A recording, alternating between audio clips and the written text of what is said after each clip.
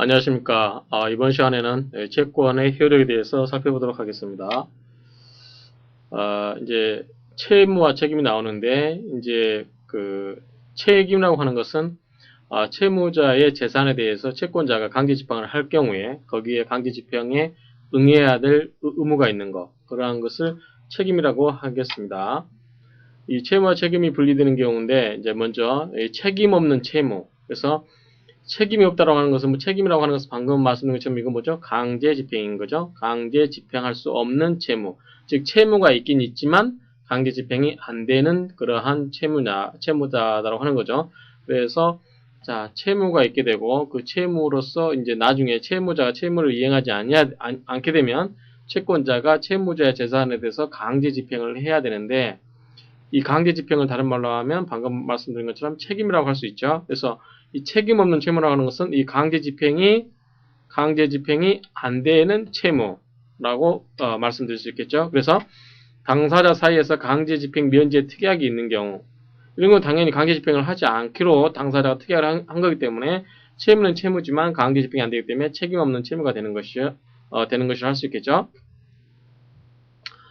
그 다음에 채권자 측에서는 채권의 집행력, 즉 공치력의 폭이, 채무자 측에서는 채무자의 책임을 배제를 의미하게 된다. 그래서 자, 공치력이라는 것은 공공기관을 이용해서 어떤 강제 집행을 통해서 목적을 달성하는 것, 그런 것을 강제 집행을 하지 않겠다라고 하는 것은 내가 너의 변제만 기다리고 있겠다라는 뜻으로 받아들일 수 있겠지요. 그래서 네가 변제를 하지 않게 되면 나는 그냥 네가 변제할 때까지 기다리고 있겠다. 근데 스스로 강제 집행을 통해서 너한테 변제를 받지 않겠다 라는 의미로 이해를 하신다면 채권자 입장에서는 당연히 공치력이 포기가 되는 것이고, 채무자 입장에서는 책임이 배제되는 것을 의미하는 거죠.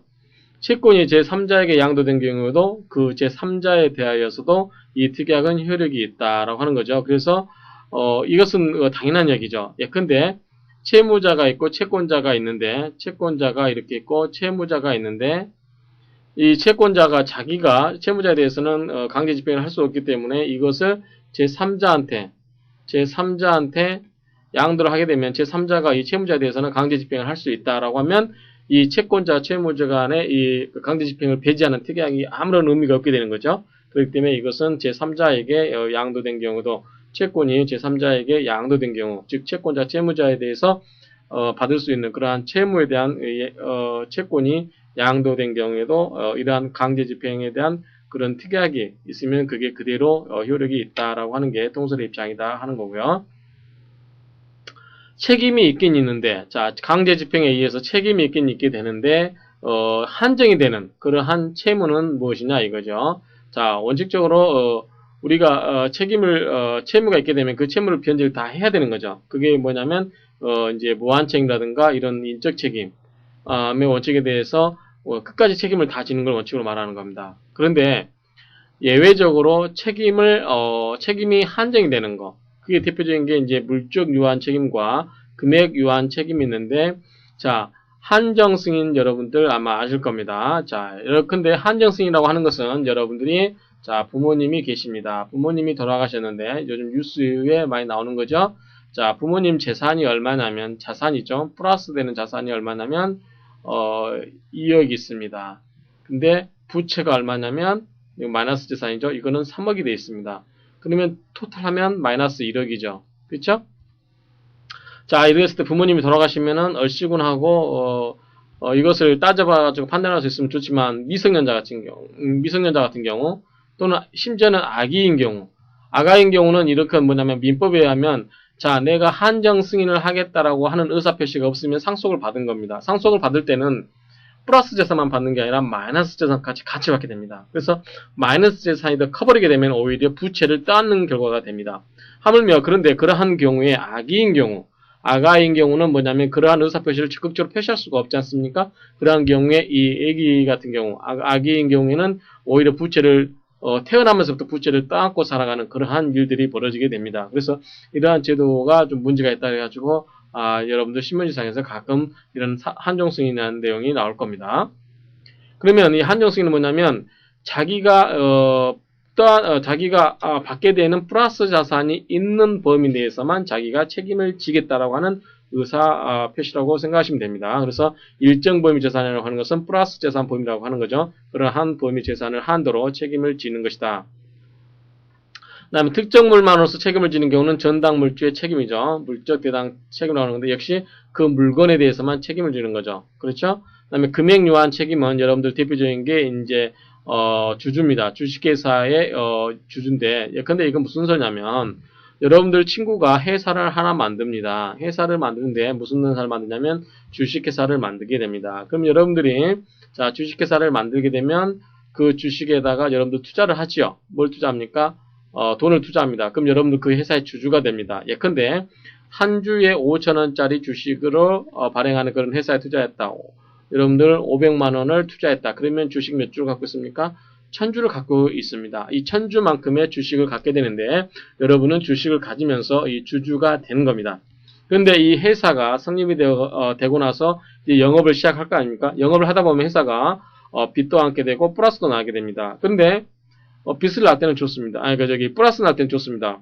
플러스가 나는 경우는 여러분한테 배당을 통해서 배당금을 돌려주겠죠. 그렇지 않은 경우 빚이 많으면 어떻게 되냐 이거죠.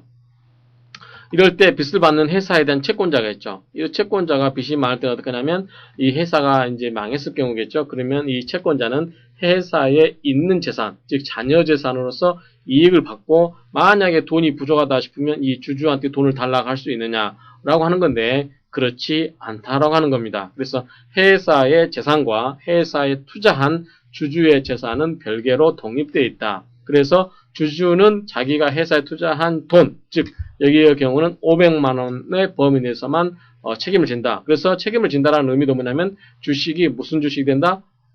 휴지 조각이 돼버리는 거죠. 자기가 더 이상 회사에 대해서 받을 돈이 없는 거죠. 그러한 범위 내에서만 책임을 지는 거죠. 그렇기 때문에 이 주주도 유한 책임을 진다라는 의미가 되는 겁니다. 그럼 여기서 선박 소유자의 일정한 채무에 대한 책임이 뭐냐면 자, 선박 소유자는 배를 이렇게 하나 띄우고 갑니다. 자, 컨테이너선이라고 가정합시다. 여기 수많은 컨테이너가 이렇게 얹어져 있겠죠? 자, 컨테이너에는 값어치 물건들이 많이 나가는 게 운송물이 값어치가 많이 나가는 물건이 있을 수 있습니다. 근데 여러분들 바다에서 타이타닉호라든가 이런 배를 보다 이러한 영화를 보게 되면 바다에서는 항상 이러한 리스크가 있습니다.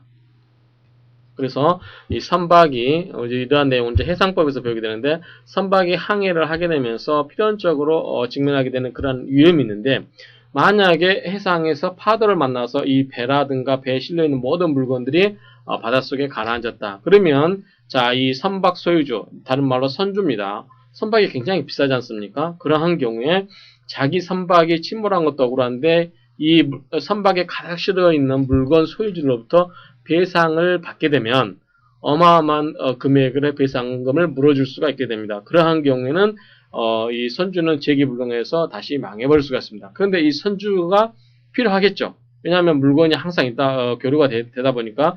그리고 이 선박에 실려 있는 물건의 주인들은 분산이 되어 있습니다. 그렇지만 그러한 위험을 떠안는 선주는 즉 배 소유주는 한 사람입니다. 그렇기 때문에 소수익, 한 사람이나 소수익 때문에 위험이 눈덩이처럼 불어날 경우 이 선주는 그대로 주저앉고 말 겁니다. 그래서 그러한 경우에 우리 해상법에서는 이 각종 해상 운송물에 관한 여러 가지 책임을 제한시켜 놓고 있습니다. 그래서 예컨대 컨테이너 하나당 예컨대 500 SDR 그러니까 스페셜 드로잉 라이트라고 하는 특별 인출권이라고 하는 통화기금 그러한 돈입니다. 이 500 SDR로 한정을 한다든지 그렇게 여러 가지 제한을 두고 있습니다. 또는 1kg당 1kg당 2 SDR 이런 식으로 한정을 해서 선주가 무한대의 책임을 지지 않게 하고 있습니다. 그것은 뭐냐면 해운 산업을 보호할 필요가 있기 때문에 그렇다라고 이해를 하시면 됩니다. 그 다음에 채무 없는 책임. 자, 강제 집행을 당해야 될 의무는 있지만, 자기가 채무자는 아닌 것이죠. 그게 대표적인 게 뭐가 할까요? 보증이겠죠. 여러분들 보증 서주는 건 뭐냐면 그 사람하고 관계해서 여러분들은 빚은 없는 겁니다. 그렇지만, 여러분들, 보증 서준 사람이 나중에 갚지를 못하면 여러분 재산으로 갚아줘야 되는 거죠. 그게 뭐냐면 책임은 있지만, 채무는 없는 거죠. 이러한 것이 물상보증이라든가 저당 부동산의 참취득자 등이 이러한 경우에 속한다라고 하는 거죠. 저당 부동산의 참취득자라고 하는 게 여러분들 이해가 안 되십니까? 뭐 예를 들어서 자 이렇게 부동산이 하나 있습니다. 집이 하나 있는데 자 등기부에 이렇게 이 집에 대해서 갑이 이 저당을 잡았습니다. 얼마를 잡았냐면 1억을 잡았어요. 여러분들이 이 집을 사고 싶습니다. 시가가 3억입니다. 그러한 경우에 여러분들은 이 3억을 주고 집주인한테 다 주고 삽니까? 방법은 이 3억을 다 주고 이 사람한테 이 소유주한테 이 저당을 없애라, 해소하라고 하는 방법이 있을 수 있지만 아닌 경우는 여러분들이 이 저당을 그대로 껴안고 당사자 간에 확인을 해서 1억을 뺀 나머지 2억만 주고 이 집을 소유권을 넘겨받는 경우가 있습니다. 그러한 경우에 이러한 저당 부동산이 취득한 제3취득자는 나중에 저당권을 자기가 빚을 갚지 않게 되면 이 저당의 권리를 행사한 자가 이 부동산을 경매를 처분할 수 있겠죠. 그러한 경우에 여러분 집을 산 사람과 이 사람과 저당권자와는 아무 관계가 없지만 그러한 책임을 떠안는 경우가 있다라는 의미입니다. 자, 제3자에 의한 채권 침해, 채무자 위에 제3자에 의해서 채권의 목적이 실현이 방해되는 것을 의미한다. 자, 무슨 소리냐면 자, 여러분들 채권자가 있으면, 즉 채권자가 있고 채무자가 있으면 채권자가 채무자한테 자 빚을 갚으시오라고 이렇게 하게 되면 이 사람이 갚아주면 되겠죠. 그쵸?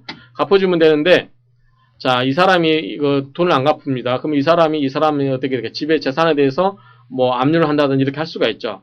근데 이 채무자가 채권자한테 빚을 갚으려고 하는데 어떤 사람들이 방해를 하는 겁니다.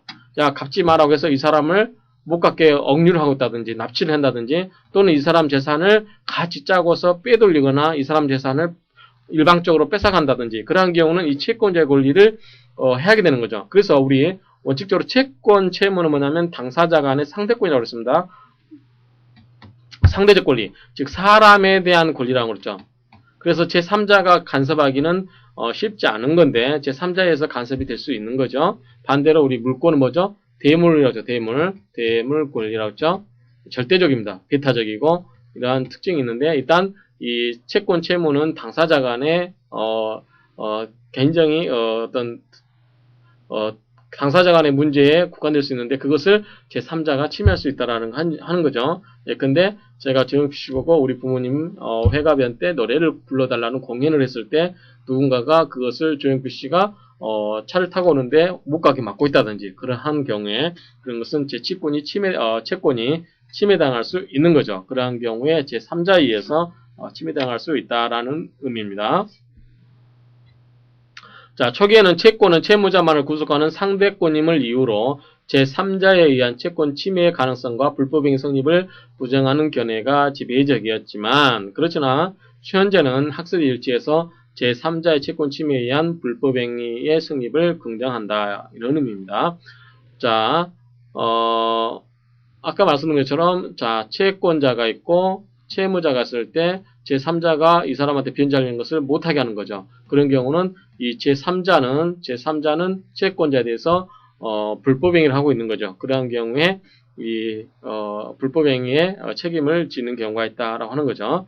판례는 이 제3자의 채권 침해에 의한 불법행위 성립을 부정하고 있다라고 하는 건데 자, 학설과는 다르죠. 이게 무슨 의미인지 한번 살펴보도록 하겠습니다. 자, 판례에서 보게 되면, 자, 판례에서 보면, 자, A가 갑에게 소 8마리를 팔아달라고 했습니다. 그러면 이 갑이 제3자와 거래할 때는 누구 명일까요? 갑의 명입니다. 이럴 경우에는 뭐냐면, 이걸 뭐라고 하냐면, 이러한 위탁관계를, 법률관계를 위탁관계라고 합니다. 위탁관계라고 하는 것은 이 사람이 이 사람한테 이 사람 명의로, 갑의 명의로 팔아서, 돈만 A에게 지급을 해달라 하는 겁니다. 예컨대 우리 상법에 보면 상법 총칙에 보면 위탁매매인이라는 게 있습니다. 예컨대 여러분들 부모님이 사과를 재배하면서 여러분들이 사과를 박스로 한 100상자를 누군가가 동네 여러분들 아파트 사는 그런 한 상가의 상점에다가 100박스를 넣어놓고 팔아달라고 하는 경우에 그 여러분들이 사과를 살 때는 그 상점 주인하고 거래를 하는 거죠. 원래 사과 주인하고는 관계가 없는 겁니다. 그런 것처럼 이러한 관계를 위탁관계라고 하는 겁니다. 그러한 경우에 이렇게 했을 때 B가 갑을 속여가지고 소매매 대금을 뺏어갔습니다. 편취로 했다는 것은 사기쳐가지고 가져갔다는 거죠. 이렇게 했을 때, 자, 이 돈은 원래 누구한테 가야 되는 거죠? A한테 가야 됩니다. A가 채권자죠. 이 갑은 뭐죠? 채무자입니다. 돈을 갚아야 될 채무자인데, 자, 이러한 경우에 제3자 B가 A의 재산을 침해한 결과가 됩니다. 채권을 침해한 결과가 됩니다. 그러한 경우에 갑의 채권이 침해됐느냐라고 했을 때 문제는 여러분들 여기서 나눠보시면 됩니다. 자, 갑의 재산이 소 8마리니까 얼마나 될까요? 한 마리에 예컨대 500만원씩 8마리면 4천만원이겠죠? 4천만원입니다. 그런데 갑의 재산이 현재 하나도 없습니다. 4천만원 뿐이 없는데 하나도 없는데 소를 판 4천만원 들고 있는데 이거를 B가 가져가 버리게 되면 A는 갑한테 절대 돈을 받을 수 있는 방법이 없습니다. 그렇죠? 근데 B가 재산이 얼마냐면 예컨대 100억이 있다고 가정합시다. 그러면 이 4천만원을 빼서 B가 가져갔다 할지라도 갑이 자기가 4천만원을 도둑맞았거나 어쨌든 사기당했던 간에 관계없이 자기가 가지고 있는 돈 100억 중에서 4천만원을 A한테 준다라고 하면 A의 채권은 침해당했다고 단정적으로 이야기할 수 있습니까? 그럴 필요는 없는 거죠. 그렇죠? A가 받는 것은 갑의 재산으로부터 4천만 원을 받으면 되는 거라는 의미가 있는 겁니다.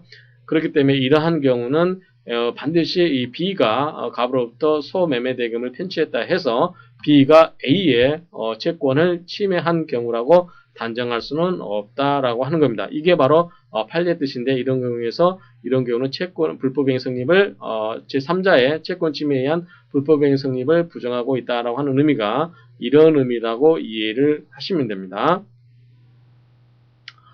만약에 이제 이런 경우 갑이 돈이 하나도 없고 4천만 원이 받은 게 전부였다 하면 이런 경우는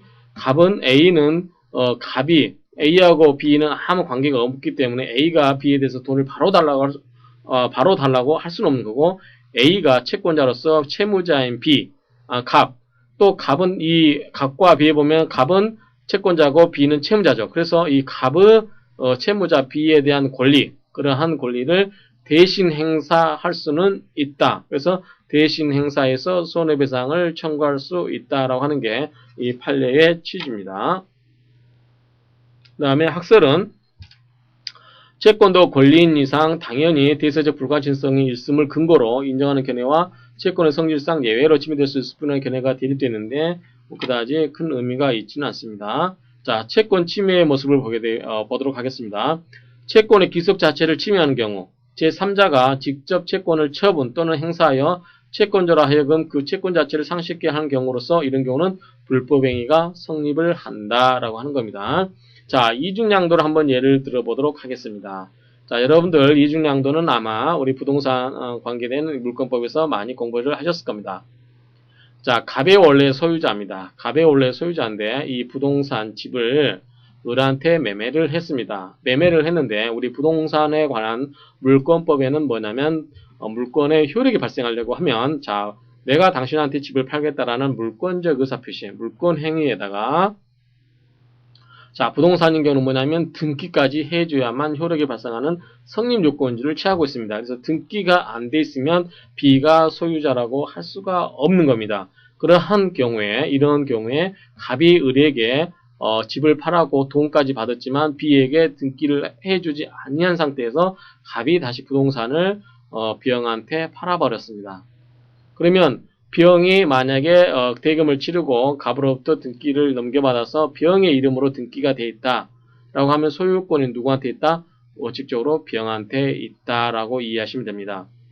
우리 판례 같은 경우는 B형이 갑하고 짜고 적극적으로 갑의 행위에 나쁜 행위에 적극 가담한 경우는 을이 이 갑의 권리를 행사할 수 있다 하지만 원칙적으로 B형이 이 등기까지 이루어지면 이 사람이 B형이 먼저 소유권을 취득한다라고 이렇게 이해를 하시기 바랍니다. 그래서 이런 경우는 채권 불법행위가 성립할 수 있다라고 하는 겁니다.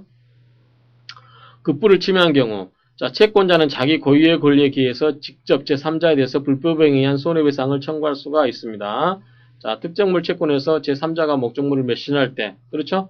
이럴 때 어떤 특정 물건이 정해져 있는데 그 특정 물건을 제3자가 목적물을 멸실해버린 경우, 그런 경우는 제3자에 대해서 불법행위에 의한 손해배상을 청구할 수 있다라는 의미입니다. 그 다음에 자기채무. 자기채무라고 하는 것은, 적극적으로 어떤 행위를 한다는 의미입니다. 행위를 만들 의무, 그러한 자기채무에서 채무자를 유괴해가지고 또는 감금해서 그 결과 채무자에게 책임없는 이행불능으로 채권을 소멸케 한 경우, 그러한 경우는 제3자가 채권자에 대해서 손해배상 책임을 질 수 있다라고 하는 겁니다. 그렇지만 이 급부의 침해로 채권이 소멸하지 않는 경우, 이런 경우는 어떻게 되냐면, 자, 채무자는 채무 불이행 책임을 지게 되므로 채권은 못쓴 채무로 손해배상 채권으로 변해서 전속한다. 자, 채무 불이행 책임이 손해배상 청구권, 손해배상 책임으로 변한 경우는 역시 채권이 소멸하지 않는다 이거죠.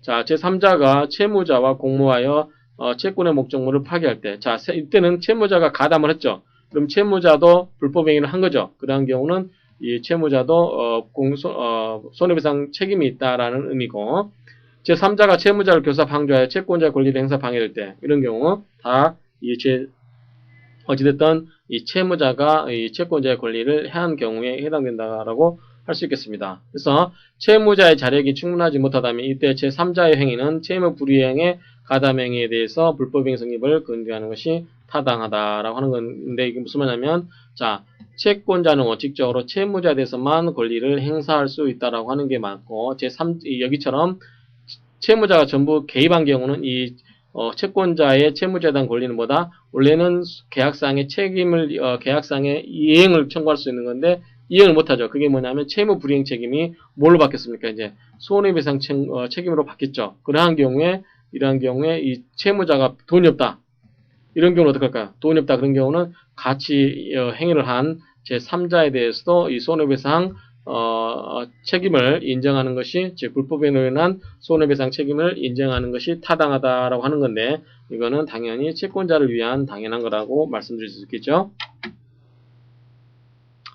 자, 급부의 침해로 채권이 소멸하는 경우, 참고로, 자, 제3자에 의한 채무자의 일반 재산 감소 행위가 정당한 법률 행위라면, 비록 그로 인하여 채권의 실질적인 가치가 손상되더라도 채권자 전체 존속에는 영향이 없어 불법행위가 성립하지 않는다라고 하는 겁니다. 자, 이게 무슨 말이냐면, 자, 채권자가 있고 채무자가 있는데 채무자의 재산이 있습니다. 근데 제3자가 다시 3자가 이 재산에 대해서도 권리를 갖고 있습니다. 그런 경우 이 제3자는 이 사람을 해하려고 하는 게 아니라, 채권자를 해하려고 하는 게 아니라 제3자가 자기의 권리를 행사하는 겁니다.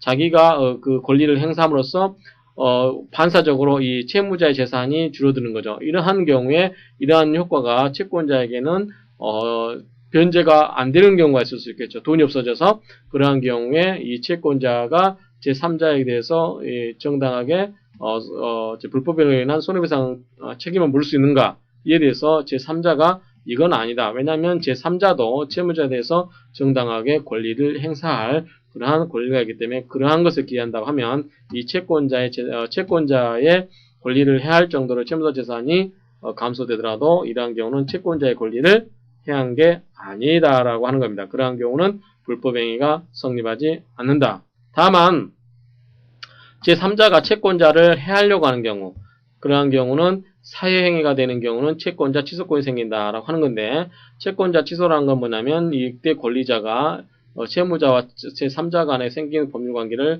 없애버리고 다시 이 제3자가 가져간 돈을 채무자에게 다시 가져와라 라고 하는 게 이 채권자 취소권입니다. 제3자가 채무자와 공모하여 허위표시를 하고 채무자의 재산을 가압류함으로써 진정한 채권자의 집행을 봉쇄하는 경우는 채권자의 채권이 소멸되는 것은 아니지만 채권자가 확보한 재산이 없어지게 됨으로써 채권의 가치가 침해받은 것이므로 평가되어서 불법행위가 성립한다라고 하는 겁니다. 지금까지 계속 설명했던 내용들이니까 보시면 되고, 그 다음에 제3자가 채무자와 공모해서 짜가지고 허위의 채권 증서를 만들어서 채무자의 재산을 가압류한 경우, 그렇죠? 여러분들 채무자가 재산을 빼돌리는 경우, 돈이 없는데, 돈을 꾼 것도 없는데 제3자한테 돈을 꾼 것처럼 해가지고 거기에 대해서 제3자가 이 채무자 재산에 대해서 가압류를 한 경우 마찬가지입니다. 그 다음에 은닉항구, 재산을 은닉한 경우, 그렇죠? 그래서 여러분들 이제 보통 우리가 보통 흔히 볼 수 있는 게 이제 남편이 사업하다가 부도가 날 것 같습니다. 그러면 여러분들 남편 재산을 누구 명의로? 부인 명의로. 근데 이런 경우도 당연히 채권자의 효력이 미치겠죠. 그렇기 때문에 이제 물건에 대해서 세당이 안 잡힌 경우, 이런 경우 어떻게 하냐면 실질적으로 이혼은 아니면서 가장 이혼을 합니다. 가장 이혼을 하고 이제 별개처럼 이렇게 돼버리면 이 남편에 대한 채권자가 이 부인에 대해서 채권을 행사할 수 있을까요? 그런 경우는 안 됩니다. 그래서 이렇게 가짜로 이렇게 이혼한 것처럼, 실제 이혼한 것처럼 가짜로 이혼해가지고 이렇게 한 경우에, 이러한 경우에 채권자가 이 결혼이 유효하다, 이혼이 성립이 안 됐다라고 해서 이 부인의 재산에 대해서 압류를 행사할 수 있도록 해야 되겠죠. 자, 불법행위 성립 요건은 뭐 여러분들 민법에 가면 757조 당연히 나오는데 고의 과실 있어야 됩니다. 그런 경우에 불법행위를 하려면 자기에게 고의라든가 과실이 없으면 이러한 것은 성립이 되지 않습니다. 그리고 그러한 것이 위법해야 됩니다. 그래서 아까 뭐냐면 제3자가 채무자 재산에서 집행할 권한이 있는 경우, 그러한 경우 정당한 권한이 있는 경우는 불법행위가 성립 안 된다고 했습니다. 그런 경우에 성립 안 되는데 이런 것은 위법성이 없기 때문에 그렇습니다. 그렇지만 이 불법행위가 성립하려면 위법성이 있어야 되겠죠. 그래서 법률상 보호할 가치가 있는 이익이 침해됐거나 법규 위반, 선량한 풍속, 기타 사회질서 위반에 있는 경우에서는 위법성이 인정이 됩니다. 그렇기 때문에 그러한 경우는 책임을 진다 이거죠. 자, 이중매매 불법행위성, 아까 제가 예를 들었습니다. 갑에서 을로 팔았는데 아직 등기를 해주기 전에 이걸 B형한테 넘겼을 때, 자, 이 둘 다 계약이 유효하냐? 물론 원칙적으로 계약 자유 원칙상 이중계약도 유효합니다. 자유경쟁의 원칙상 위법성이 없어서 유효하다. 그렇죠? 다만 이중매매의 경우에 이 매도인 갑의 배임행위에 적극 가담해서 이루어진 제의에, 아까 B형이 선이면 괜찮은데 이 을의 권리를 해할 줄 알면서 이미 이 갑이 을한테 부동산을 다 판 것도 알면서 이 을을 고탕 먹이기 위해서 적극적으로 갑의 행위에 가담한 경우, 이러한 경우는 무효다라고 말씀을 드렸습니다. 제3자의 권리 취득이 부정한 경쟁에 의해서 채권자의 권리를 해칠 목적으로 행하여지거나 사기나 강박 또는 이와 유사한 수단에 의해서 채권자의 자유로운 의사결정을 방해함으로써 채권을 침해한 경우는 위법한 행위다. 그래서 아까 우리 불법행위에서는 고의 과실이 있어야 되고, 그 다음에 뭐가 있다? 그 행위가 위법행위해야 된다라고 이렇게 요건을 말씀드렸습니다. 채권 침해 효과. 채권이 침해되면 손해배상 책임이 발생합니다. 이거는 당연한 거고요. 방해배제 청구권. 자, 공시방법을 갖춘 채권. 공시방법을 갖춘 채권에 대해서는 방해배제를 인정하는데 학설이 일치한다. 그 다음에 방해배제 청구권이 인정되는 경우도 그것은 방해 제거 및 방해 예방에 한하며 목적물 반환 청구는 문제가 되지 않는다라고 하는 점, 이것도 이해하시고요. 제3자에 의한 임차권 침해에 대한 부동산 임차권자의 방해 청구권. 자, 요거를 한번 여러분들 한번 봅시다. 여러분들 실제 사례에서 많이 나오거나 여러분들 주변에서 일어날 수 있는 거기 때문에 좀 자세히 설명을 드리도록 하겠습니다. 자, 여러분들 이 집이 이렇게 있었죠. 자, 이 소유주가 갑입니다. 갑인데, 자, 을하고 갑 사이에, 자, 임대차 계약서를 썼습니다. 그쵸? 채권법상에 임대차 계약서 써서 을이 이 집에 들어가서 살기로 했습니다. 1월 1일부터 12월 31일까지 살기로 했습니다. 근데, 을이, 자, 경우수 나누겠죠. 먼저 임대차 계약서만 써놓고 이 집에 대해서 안 들어간 경우. 그쵸? 두 번째는 이 집에 들어가서 살고 있는 경우. 세 번째는 이 집에 들어가서 살고 있으면서 아울러 주택임대차법상의 대항 요건을 갖춘 경우. 그렇죠? 그러한 경우를 차례대로 한번 보도록 하겠습니다. 먼저 만약에 점유권을 하나도 취득하고 가서 들어가서 살지 않았다면 이거는 그냥 채권적인 권리에 불과합니다. 그렇죠? 그런 경우는 제3자가 갑이 병한테 임대계약서 쓰고 나서 병이 들어와서 이미 살아버리고 있다. 그러면은 을은 갑한테 계약 불이행에 한 책임만 물을 수 있겠죠? 근데 이런 경우에 이제 점유를 취득한 경우, 자, 을이 이 집에 들어가서 이사를 왔습니다. 그렇지만 뭐 전입신고도 안 해놓고 그 다음에 뭐 가서 아무것도 안 한 상태에서 이 점유만 취득한 경우, 그럼 점유라는 것은 뭐죠? 권한이 있냐 없냐, 즉 그 물건을 사실상 지배할 수 있는 권한이 있느냐 없느냐를 따지지 않고 단지 그 물건을 사실상 지배하고 있는 그 자체로서 보호받을 수 있는 게 점유권이라고 그랬습니다. 그래서 을이 점유를 하고 있다라면 을은 자 내가 임차권에 대해서 권리를 주장할 수는 없겠지만 뭘로 주장할 수 있다? 내가 이것을 사실상 점유하고 있기 때문에 점유보호 청구권에 의해서 방해배제를 청구할 수 있겠죠. 그래서 내가 들어와서 살고 있는데 제3자가 이사를 오려고 하면 당신 이사 오지 마라. 내가 이거 점유하고 있다. 라고 이렇게 따질 수 있겠죠. 자, 부동산 임차권이 대항요건을 갖춘 경우. 자, 부동산 임차권이 대항요건을 갖추려면 어떻게 되죠? 자, 여러분들 전입신고를 해야 됩니다. 전입신고를 하게 되면 이 길부터 그 다음날부터 제3자에 대해서 대항요건이 있습니다. 그래서 여러분들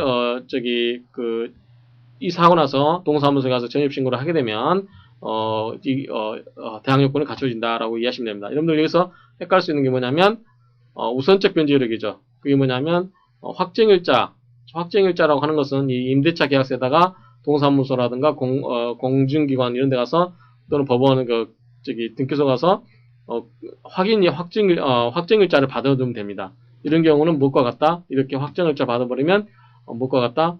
채권이 뭘로 바뀐다? 물권으로 바뀐 것과 동일한 효력이 있다. 자, 등기한 것과 동일한 효력이 있다라고 이해하시면 됩니다. 이런 경우는 우선 변제적 효력도 있지만 이러한 전입신고만 한 경우는 제3자, 다음날부터 제3자에 대해서 뭘 갖춘다? 대항요건이 있다라고만 이해하시면 됩니다. 그래서 부동산 임차권이 대항요건을 갖춘 경우는 부동산 임차권에 의한 방해배제 청구권을 인정을 하고 있습니다. 그 다음에 점유와 대항요건을 다 갖추지 못한 경우, 이런 경우는 자 가서 살지도 않고 그 다음에 대항요건도 갖추지 못한 경우, 이런 경우는 뭐죠? 그냥 자기가 아무것도 할 수 있는 게 없습니다. 이 병에 대해서는. 그러면 을은 어떻게 하냐면 자 자기가 계약상 뭘 갖고 있죠? 이 갑에 대해서 채권을 가지고 있죠. 나 이 집에 대해서 살게 해줘 라고 권리를 주장할 수 있는 게 있습니다. 그러면 이 병에 의해서 권리가 침해당하고 있죠. 그렇죠? 그러한 경우에 을은 이 갑의 권리를 대신 행사해서 방해배제를 청구할 수 있다라고 하는 겁니다. 그래서 이런 것은 직접 당사자 간에 할 수는 없고 아무것도 점유라든가 물권적인 청구권을 보호할 수 있는 점유라든가 그 다음에 대항요건을 갖추지 못한 경우는 이러한 채권자 대의권을 행사해서 그러한 권리를 행사할 수 있다라고 이렇게 이해하시기 바랍니다. 이제 사례인데 이건 여러분들 한번 쭉 읽어보시면 되겠습니다. 방금 제가 설명드렸던 부동산 임차권자의 이 방해배제 청구권에 관한 이야기입니다. 그 다음에 임차권, 제3자의 임차권 침해에 대한 부동산 임차권자의 방해배제 청구권을 관련해가지고 인정 근거 학설이 뭐냐라고 하는데 공시방법 기준서라든가 채권자 보호 필요성 기준설, 집행 권능설인데 이런 게 이러이러한 학설에 의해서 방해배제 청구권이 인정이 된다라고 하는 건데 2002년도 이 판례와 다수설 태도는 공시방법을 갖춘 경우에만 인정이 된다는 견해가 있다라고 하는 건데 이건 학설이니까 그냥 여러분들이 읽어보면 보시면 됩니다. 그래서 이 부분 사례와 관련해가지고 이 부분은 여러분들이 참고로 읽어보시면 되고 중요한 거는 여기에 들어있는 말 그래서 점유를 취득한 경우와 점유를 취득하지 않는 경우 또는 대항요건을 갖춘 경우, 대항요건도 갖추지 못한 경우 이런 경우로 나누어서 여러분들이 공부를 하시면 되고 그 관련된 설명은 이 부분을 한번 여러분들이 읽어보시면 되겠습니다. 그래서 여러분들은 이해를 돕기 위해서 여기 넣는 거니까 참고로 읽어보시면 되겠습니다. 그래서 이상으로서 이 채권의 효력과 관련해서 여러분들이 배우려던 게 이제 개념이 세 가지가 나오죠. 채무란 말 나오고 그 다음에 책임이라는 말 나오죠. 그렇죠? 책임과 채무 나오고 그 다음 그전 나왔던 게 이제 자연채무라는 게 나오죠. 그래서 여러분들이 알아둘 건 책임이라고 하는 것은 강제 집행에 응할 의무다라고 이렇게 이해를 하시면 되겠습니다. 그래서 이상으로 이 내용을 공부를 하셨습니다. 채권의 효력에 대해서 공부를 하셨습니다. 그래서 채권과 채권의 효력에 관련해 가지고 채무와 책임 그리고 채권이 제3자에 의해서 침해될 수 있는 경우 그러한 경우를 공부를 하셨습니다. 수고하셨습니다.